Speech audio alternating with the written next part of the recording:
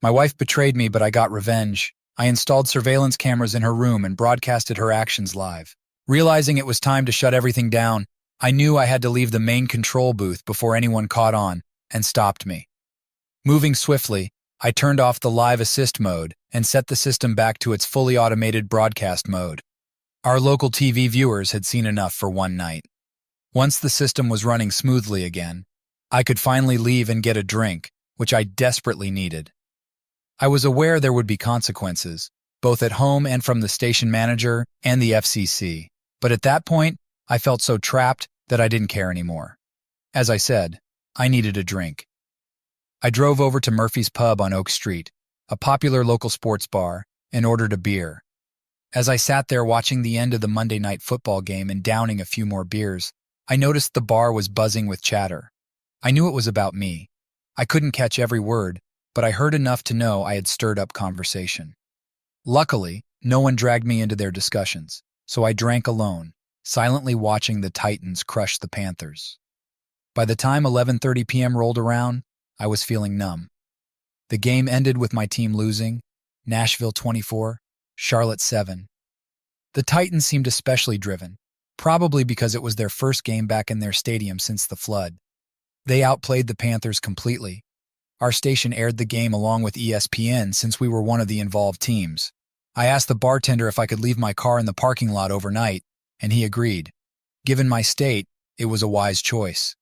Seeing how I was, he called a cab for me since I lived just a short distance away in a quiet residential area of Greenfield. That pretty much wraps up the end of the story, but to understand how I ended up in this mess, we need to start from the beginning. My name is John Miller. I work as a broadcast engineer for WLBK, a local CBS affiliate in Nashville, Tennessee. I have a graduate degree from Caltech in electrical engineering and computer science, along with another degree in broadcast technologies. I'm highly qualified and have held several challenging positions in my field. I've been in the industry for 22 years, working at various TV stations along the East Coast before settling in Nashville 5 years ago. In case you're wondering, I'm 47 years old, with dark hair that's starting to gray at the temples. I've never felt the need to hide the gray, but I do touch up my small mustache to keep it from showing signs of aging. I'm 62 and weigh around 195 pounds, though I haven't checked in a while. I consider myself moderately attractive, though I'm no Chris Hemsworth. I didn't mention younger actors because I don't keep up with them, and it wouldn't be relevant to compare. I think I look decent, but I'm not the type to be on the cover of a romance novel. My wife Linda and I have been married for 23 years. We have 2 daughters, Chloe and Sarah. Chloe is married, and Sarah is a senior in college. Linda is about 56, weighing no more than 130 pounds, with long blonde hair that touches her shoulders. She's very attractive, with a figure that draws attention, and she's always been known for being incredibly sweet. Almost everyone likes her. For the past 18 months, she's worked as a secretary for our pastor, Reverend Paul Thompson. Now back to last Friday. I had some extra time during lunch and thought I'd surprise Linda by taking her out. I parked near the side entrance of the church offices because it was raining. When I arrived, she wasn't in her office, but I walked in anyway. As I stood there, I overheard Linda talking to Pastor Paul in his office. She sounded excited about Monday night and was looking forward to spending time together because of my job covering Monday Night Football. I couldn't believe what I was hearing. Their conversation got intimate, discussing booking a room at the Comfort Inn and expressing their longing for each other. The shock, nausea, and rising anger I felt were overwhelming. I had to leave before I did something reckless. It took everything in me to walk away, but I couldn't confront them then, even though I wanted to. I feared acting impulsively and regretting it later. I snuck out the same way I came in, hoping they didn't notice. They had security cameras, but I entered through a side door that probably wasn't monitored. Driving away felt like the hardest thing I'd ever done. I was so shaken that I knew I couldn't be productive for the rest of the day. I called the station, said I wasn't feeling well, and headed home.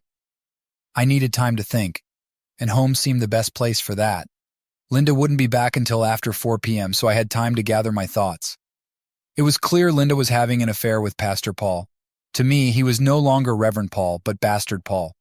I needed to understand the extent of their relationship, how long it had been going on, and why it started. Some might not want these details, but I needed to know. I had to understand why this happened in my supposedly great marriage. Linda clearly didn't see our marriage the way I did. She wasn't who I thought she was. I decided to uncover everything and face the situation head-on. I wasn't weak, and I would deal with both of them. At home, I made a pot of coffee and sat on the patio to think. The fresh air helped clear my mind. I knew I'd figure it out eventually, but I needed to calm down first. I won't deny I cried that afternoon. While I understood I didn't own Linda or her body, it was devastating to think she'd be intimate with someone else after vowing herself to me. Some might not take those vows seriously, but I did, and I believe she did too. Going through this made me question my values and wonder if I'd been naive to believe in fidelity and love. The worst part of infidelity isn't the act itself, it's losing belief in your partner and everything they say or do. You lose trust in them, the foundation of your marriage, leaving you feeling exposed and afraid. Despite being 62 and 195 pounds, I felt vulnerable and scared. The betrayal of a cheating spouse is a unique kind of pain that hits harder than anything else. Sitting there, overwhelmed by my emotions, I tried to stay composed. I started to recall past suspicions I had ignored because I trusted Linda completely. Now all those little things that seemed insignificant before weighed heavily on me. How could I have been so blind? The answer was trust. I had trusted her implicitly, and now that trust was in pieces. Those minor clues had coalesced into a burden that was nearly unbearable. I needed answers. I wanted to know why this happened, how long it had been going on, how frequent it was, where it took place, and if anyone else was involved. My trust was obliterated, but I was determined to get to the bottom of this. My marriage, once seemingly perfect, was now a lie, and I had to face that reality. But first, I needed clarity. Not ready to confront Linda yet, and not wanting to reveal my suspicions prematurely, I left the house around 3 p.m. to avoid being there when she returned. I drove into town, stopped by the station to pick up some essentials for the next few days, and had a quick chat with my boss about needing some personal time off early in the week. He was understanding, so I headed to Murphy's to kill time. At 5 p.m., I called Linda to tell her I wouldn't be home for dinner. She was irritated, saying she was in the mood and had plans for the evening. But if I didn't come home, those plans were off. As if I'd want to be with her knowing she'd been with Bastard Paul. She could take care of herself for all I cared. I told her, "Sweetheart, I've already planned to stop by, so just stay excited for me, and I'll take care of you when I get back." That was sure to provoke her. She snapped back, "Don't count on it, pal. If you think you can treat me like that, you won't be getting any action for a while." That's exactly what I wanted. I wasn't going to touch her until I figured out what was going on, and maybe never again. I got home around 11:30 p.m., quite drunk, but not too drunk to notice the bedroom door was locked. I smirked and banged on the door, guessing she was still awake. I yelled, "Fine, if that's how you want it, don't expect me to tend to your needs. Just suffer then." I headed for the spare bedroom, knowing she'd be furious. It would give me a break from having to explain why I didn't want to be intimate with her. The next morning, she was sitting at the kitchen table with a cup of coffee when I walked in. The chill in the air was palpable as her stare pierced through me. If I hadn't known about her infidelity, her look would have sent shivers down my spine. I grinned at her and said, "No need to get up and make breakfast, honey. I'll grab something on my way to golf." I left through the kitchen door, tossed my clubs in the trunk, and drove off. Shortly after, my phone rang. Seeing it was her, I ignored it. A few minutes later, I checked the message. She was livid. "You jerk. How could you do this to me? Get back here right now, bastard." No, that was Bastard Paul, not me. If anyone deserved that title, it was him. I had no intention of golfing, it just bought me some time. Instead, I drove straight to my former church. Did she think I'd ever want to hear Bastard Paul preach again? It was early, so I knew no one would be around, and I was right. I entered the building, yes. We had a key because Linda worked there, and headed straight to the offices. My goal was to plant remote micro cameras and mini microphones in her office and in Bastard Paul's office. It didn't take long to set everything up, and I hid the transmitter behind old hymnals in the supply closet across the hall. The receiver was wired into my car's electrical system, allowing me to monitor their conversations and activities whenever they were in their offices. While I didn't expect much action at the church, I was sure that a few days of eavesdropping would yield some valuable information. After ensuring everything was working correctly, I rifled through her desk but found nothing significant. However, I did notice a prominent asterisk on her calendar for Monday, which matched what I'd overheard on Friday. I prepared accordingly. Next, I combed through Bastard Paul's office, but found little until a last-minute inspiration struck me. Since I was in a church, I checked the filing cabinets for receipts of church expenditures. Sure enough, I found a file containing receipts for the Comfort Inn in Roswell. Some were from late 2023, and others from the spring of 2024. Knowing I was pushing my luck by staying too long, I quickly copied the receipts and restored everything to its original state before leaving. I drove to the golf course, parked in my usual spot, and entered the clubhouse to make sure my presence was noted. I settled at a table, nursing a Sprite for a couple of hours. Going over the bills, I realized the two from late 2023 were both on Mondays, coinciding with dates when I attended conferences at CBS headquarters in New York.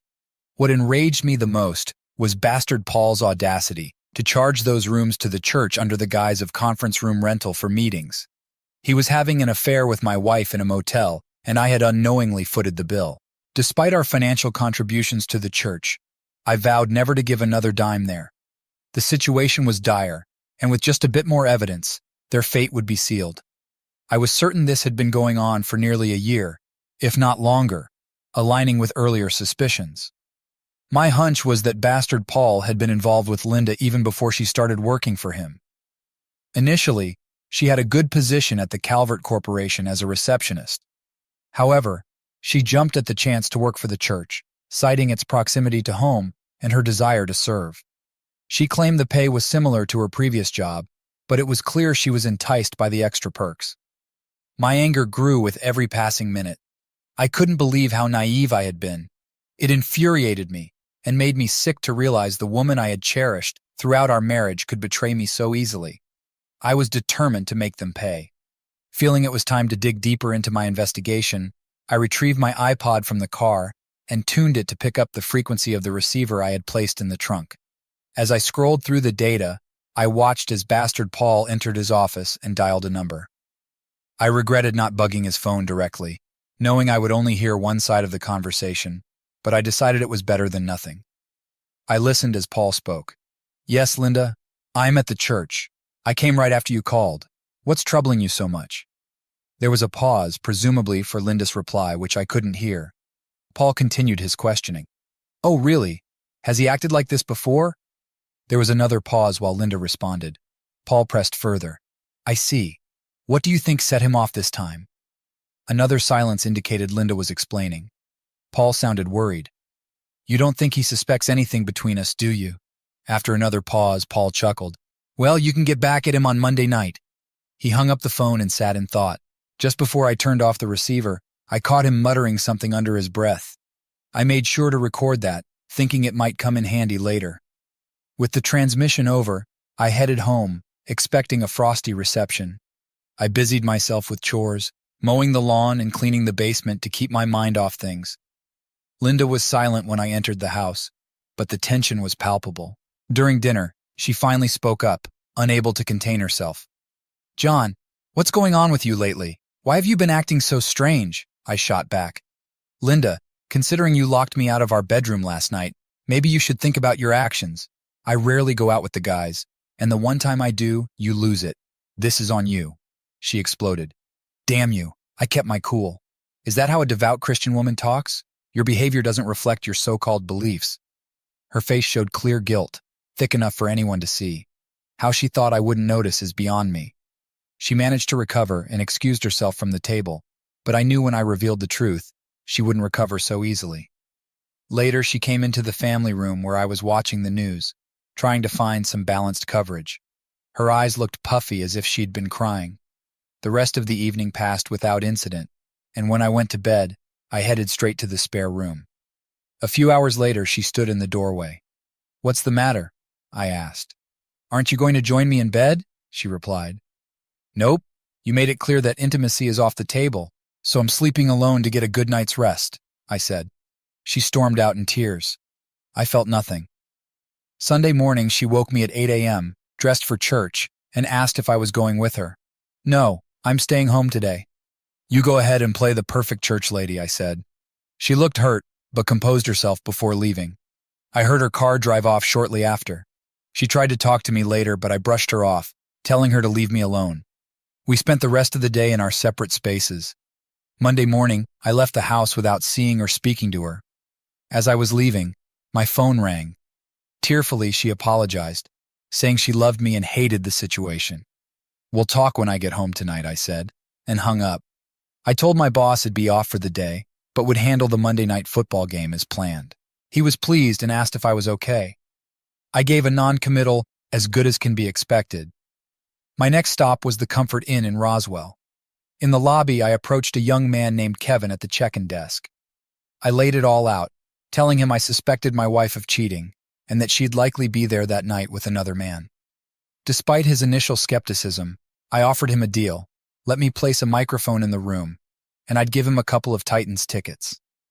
He bargained for 4, and I agreed, knowing I could get them through the station. He handed me the key to the only Whirlpool suite available. He had no idea I planned to install not just microphones, but also micro cameras, like the ones I had set up in the church offices. I also bugged the phone line to capture both sides of their conversations.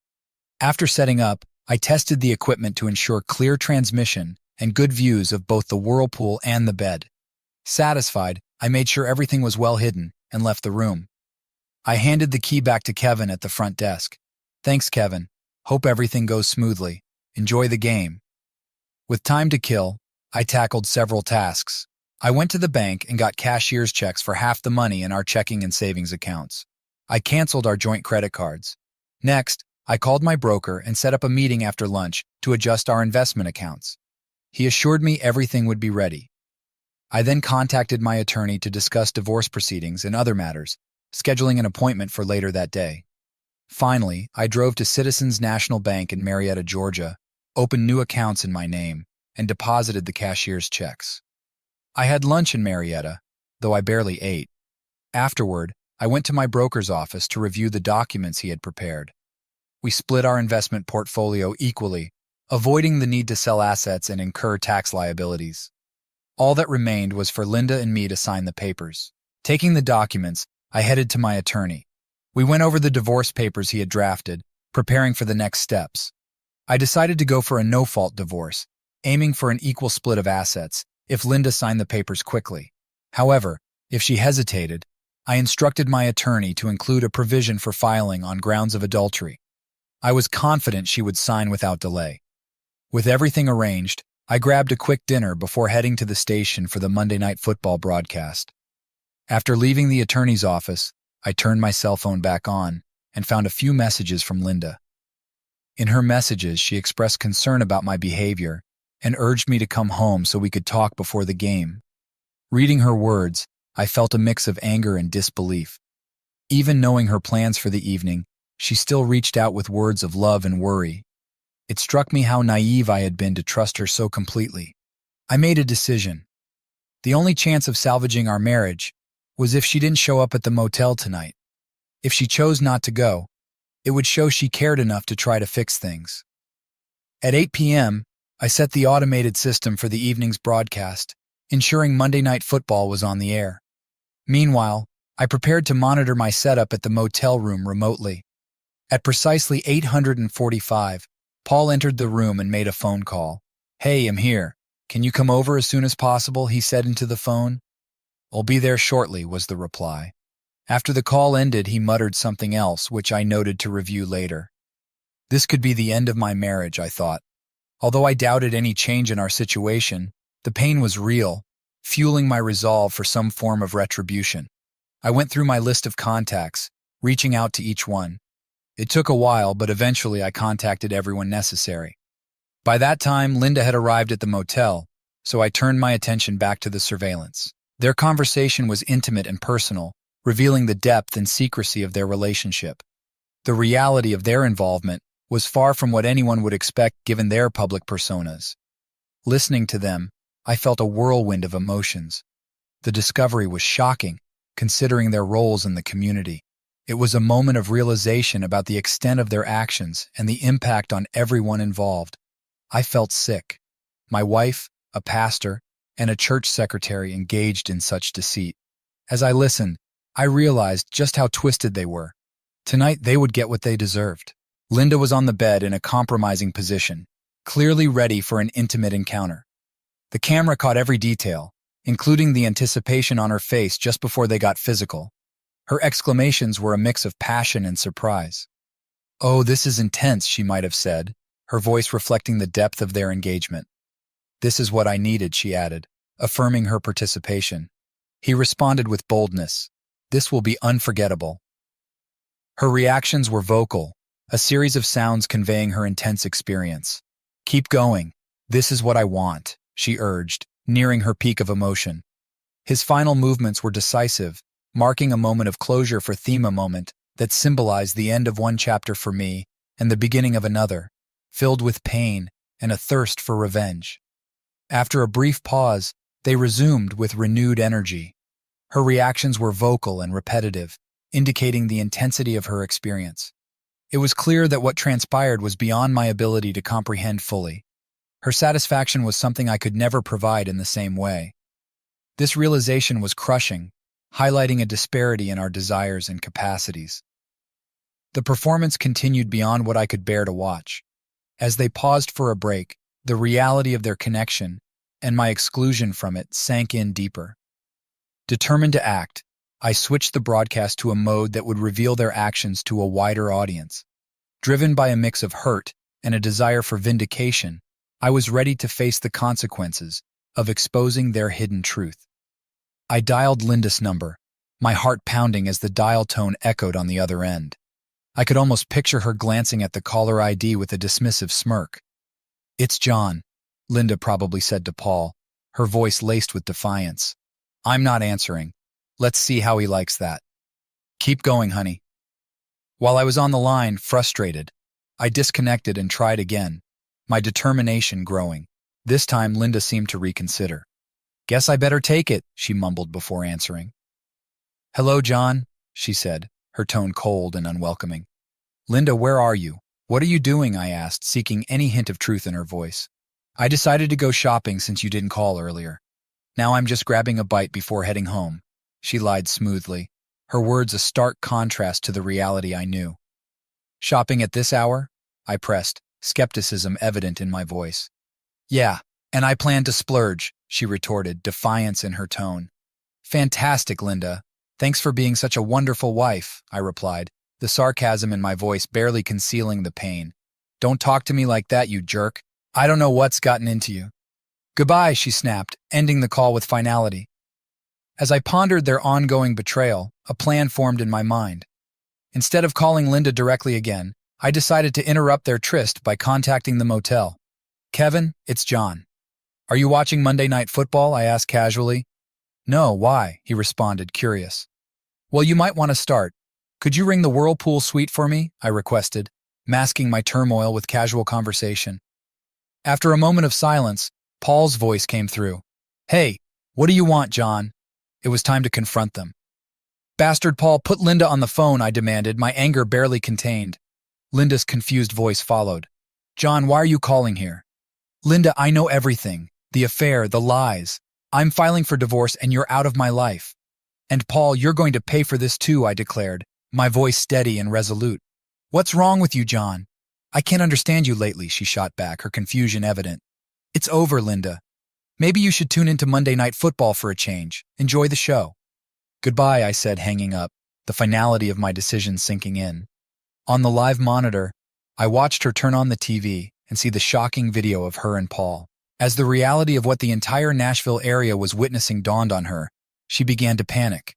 "Oh no, oh no, oh no," she repeated, hastily dressing and fleeing the room. Paul was right behind her, cursing. "I'll destroy that son of a," he muttered. "He'd better watch what he says, it could come back to haunt him." Once they were gone, I powered down the monitors and let the video play out. Then I switched off the live assist mode and returned the system to full automation. Grabbing the tape, I left the broadcast booth for what was likely the last time, taking a few personal items from my desk. Now you're caught up. I spent the rest of the night at Murphy's Bar, and yes, my halftime show was the hot topic. After the game, I hailed a cab home. Linda was sitting in the dark living room when I arrived, the phone off the hook, tears streaming down her face. She wept, but I felt nothing. It was over for me. "How could you do this to me, John?" she sobbed. "After all these years together, how?" "No, Linda," I countered. "The real question is, how could you do this to me? I'm drunk. I'm going to bed. We'll talk tomorrow." She stayed on the sofa, and the next morning she was still there, looking exhausted. It seemed she hadn't slept, but I didn't care. She brought this on herself.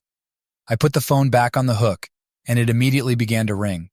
For the next hour and a half, I fielded calls from family, friends, church members, my former boss, and both of my daughters.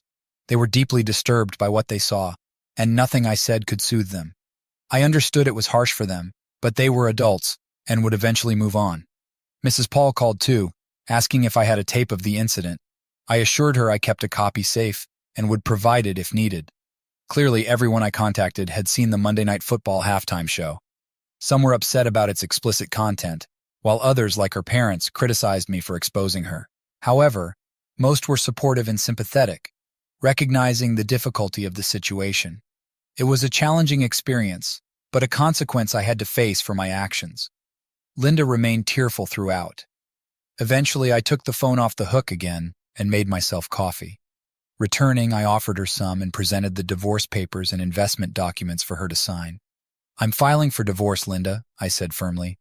"After what I saw last night, it's clear you've been unfaithful for a long time. I can't stay in this marriage knowing that. The documents I've prepared are for a no-fault divorce, and I'm proposing we split everything equally. I need you to sign the divorce papers and the agreement on how we'll divide our investments today. There's no room for negotiation. The terms are fair. You have until 5 p.m. today to get legal advice and agree to my terms. If you don't, after 5:01 p.m., I'll file for divorce on grounds of adultery and seek a division of property that reflects our individual contributions and earnings, which would benefit me. This is your best option. Contesting this would be unwise. It will become public knowledge in Nashville, and you'll be exposed for what you've done with Paul. Consider this carefully, Linda. Take this offer. It's the best way forward for both of us. John, I still love you. I want to fix our marriage. Can't we try to work things out?" Linda pleaded. "The problem isn't about love, Linda. It's about your choices and actions. You put someone else before our marriage, and I can't overlook that. You need to sort this out and talk to your lawyer as soon as possible." After some time, Linda came back with the documents signed. "My lawyer reviewed everything and agrees that your offer is fair under the circumstances," she informed me, her voice carrying a mix of resignation and hope. "John, is there any chance we could talk? I'd like to explain myself and see if there's any possibility for us to reconcile," she added, looking for a glimmer of hope. I decided to hear her out, curious about her reasoning and whether this was an isolated incident or indicative of deeper issues in our relationship. We sat at the kitchen table, and she began to recount everything. She admitted it began just before she started working for Paul. She couldn't quite explain why, as she claimed to have been happy with me, but something about Paul drew her in, maybe his charisma. She genuinely believed he loved her.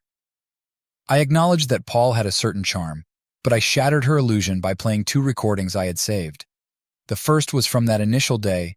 That foolish woman better keep her affair with me hidden from her husband. Despite her willingness, she'll be gone soon. It was easy to seduce her, but she needs to go. The second was from just before her arrival. I'll ravage her tonight and fire her tomorrow. If she protests, I'll threaten to expose her to John. I can't risk him finding out. Linda, you not only destroyed our marriage but completely misjudged Paul's feelings. To him, you were just a plaything, a disposable fling. I saw how he treated you and how you seemed to enjoy it. I could never satisfy you like that because I saw you as my wife, not an object. There's no way I can stay married to you. You broke our vows, and I can't ignore that. Plus, you'd never be happy with me again. The damage is too deep." She sat there, tears streaming down her face, acknowledging the painful truth in my words. Eventually, she signed the papers. I informed her that it'd be relocating and gave her time to find new accommodations. Financially, I doubted she could maintain the house, and I had no desire to stay there surrounded by memories. Our agreement was to sell the house and split the proceeds equally. After gathering my papers and pre-packed bags, I left, dropping off documents at my broker's before settling in a hotel for the night. The following day, I met with my attorney, who promptly filed the divorce papers with the county superior court. We also tackled my legal issues at the station and with the FCC. He outlined potential consequences, including hefty fines and career setbacks. While jail seemed unlikely, significant financial penalties were probable, signaling an end to my broadcasting career. Within days, the repercussions hit hard. The FCC served me, initiating a legal battle that drained my savings, nearly equivalent to a year's salary. Worse, my broadcast license was revoked, barring me from my profession for 2 years. The silver lining came from the station manager, who, despite my spiteful actions, offered me a job with duties that complied with FCC restrictions. The station manager had some sympathy for me, likely influenced by his own bitter divorce experience. Paul confronted me once at Murphy's, seemingly ready for a fight. I ended up pinning him down, asserting my dominance. "Listen, Paul, I don't want to hear from you again." "Is that so?" "Forget you," he spat back. "Maybe you need another reminder," I said, nudging him in the ribs. "Paul, I have a recording of you threatening me. If I take it to the police, I could get a restraining order and press assault charges. With that evidence, you might end up in prison. Is that what you want?" He shook his head, refusing. I delivered one final kick for good measure. "Well, I suppose this ends our conversation." Though no longer a pastor, Paul remains a despicable person. He was ousted from the church, and his ordination was revoked. Last I heard, he found a job at a travel agency. Despite his charisma, Hell struggled to make ends meet, especially since his wife successfully sued him for divorce on grounds of adultery, resulting in a substantial settlement against him. My incriminating tape likely played a significant role in her victory. I'm moving forward with my life. While it's not perfect, I'm finding ways to be happy. I've casually dated a few women in recent months but haven't committed to any serious relationships. I've abstained from sexual activity, believing in reserving it for marriage. I'm steadfast in my values, despite others' opinions. When I find the right partner, I'll marry her and experience the joys of intimacy as intended. I'm patient, confident that the right person will come along, and I'm willing to wait. I occasionally see Linda at family events like Sarah's college graduation and Chloe's baby's baptism. While I maintain civility, I've made it clear that my presence isn't for her. I'm not interested in friendship or any connection. It's evident she's not content. I sense her emotional turmoil from our breakup, and she likely regrets her actions. However, her regret doesn't change the fact that she betrayed our marriage by being with another man. While some might forgive such transgressions, my moral code is firm, leaving no room for leniency. She'll have to live with the knowledge that she sacrificed our life together for her affair with Paul. Despite my profound love for her, she discarded it all. Moreover, her involvement in the infamous Monday Night Football incident has irreparably tarnished her reputation. Everyone who witnessed it now views her as promiscuous. I've heard she receives numerous date offers, but to her credit, she hasn't accepted any. It must be agonizing to know that most of these men see her as nothing more than a conquest. It's not a dignified way to live, but it's a consequence of her actions. She brought it upon herself.